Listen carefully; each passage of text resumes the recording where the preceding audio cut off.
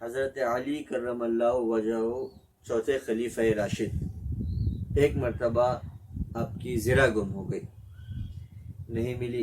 کچھ عرصے کے بعد ایک یہودی نے وہ زرہ پہن رکھی تھی۔ حضرت علی نے دیکھی، آدمی اپنی چیزیں پہچان لیتا ہے، تو پہچان گئے یہ میری زرہ ہے۔ تو حضرت علی کرم اللہ وجہ نے اس یہودی سے کہا کہ یہ زرہ تو میری ہے، تم مجھے لوٹا دو، نہ تم نے یہ خریدی ہے نہ میں نے یہ تمہیں دی ہے، یہ میری زرہ ہے، مجھے واپس کر دو۔ تو وہ یہودی کہنے لگا نہیں، اس زرہ پر میرا حق ہے، کیونکہ اس کا قبضہ میرے پاس ہے، میں نے پہنی ہوئی ہے، یہ میری زرہ ہے۔ اب دونوں نے اپنے قضیے کا، اپنی لڑائی کا فیصلہ کرنے کے لیے قاضی شریح کا رخ کیا۔ قاضی شریح کے پاس پہنچے۔ مدعی کون ہے؟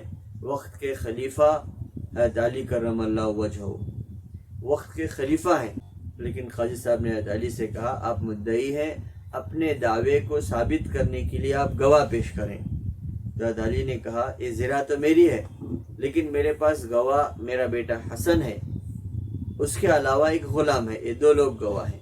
تو قاضی شریح کہنے لگے نہیں، اسلامی اصول کے اعتبار سے بیٹے کی گواہی باپ کے حق میں قبول نہیں کی جاتی، لیکن آپ کے پاس کوئی گواہ نہیں ہے، اسی لیے یہ زرہ اس یہودی کو دے دی جائے۔